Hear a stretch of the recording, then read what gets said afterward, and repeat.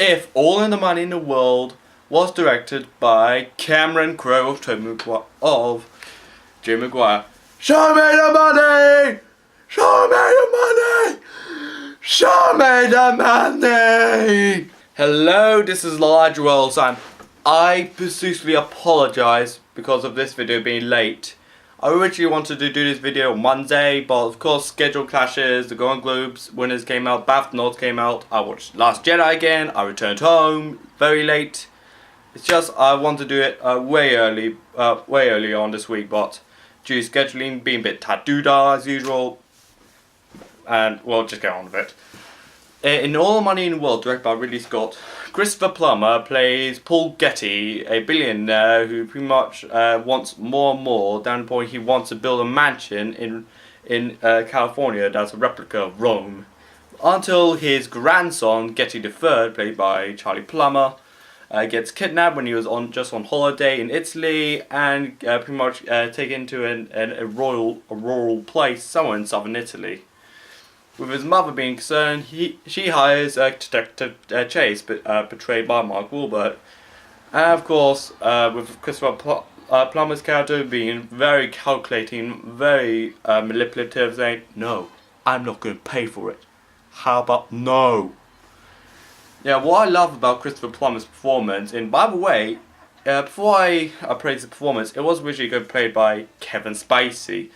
From House of Cards and American Beauty, Usual Suspect, that Kevin Spacey, he appeared in the poster, he appeared in the initial trailer. Until around mid-October time, when the hashtag #MeToo scandal came out, he was one of the biggest people that got hit. He was mainly for groping men, including a child actor, a bartender, people at the Old Vic, and even a Norwegian monarchy. Of course, they had to reshoot all scenes and have Christopher Plummer fill in the gap for him within 2 weeks and edit the whole thing through again, all within a month before its release. Yeah, I really like how technically amazing this came off. Since when I first heard those reports, like, oh, okay, then are you going to delay the release or something?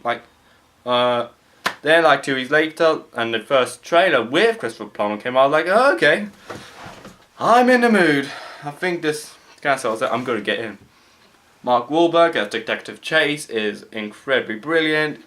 You pretty much didn't know what he's going to do, what's going to happen next, due to his, again, a tad unpredictable behaviour. And Charlie Plummer, who plays Getty III, when he gets kidnapped by thieves, gets kidnapped by kidnappers who are linked to the communists who make bootleg goods. He must have been so dreading the production because he was probably so dedicated to it.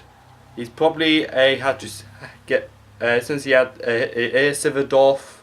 My ears are so stretchy. And that he's pretty much looks like he's been starving his way through it. Production. Yeah, especially the scene where they found him in an Italian village. That's also, again, brilliantly done and so tense. It's kind of like the scene from Captain Phillips, in the ending, which I don't want to give away too much. Yeah, it's again incredibly tense, but you know what I mean if you watch Captain Phillips.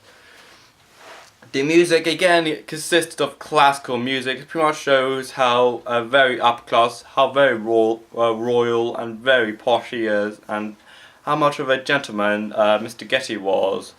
He goes as far if you're Getty, you're very lucky. And this stuff cost a lot of fortune. I have a very big house, even in somewhere outside of London. And although it's a brilliant movie, brilliant choice of actors, Mark Wahlberg and Christopher Plummer and Charlie Plummer, and brilliant score, and then intensely done direction by Ridley Scott. I think he's kind of getting back from a bit of a sloppy year he had, 2017. Since Blade Runner 2049 bombed in US box office, Alien Covenant got mixed reviews. So, this could be a comeback for Ridley Scott, and although it's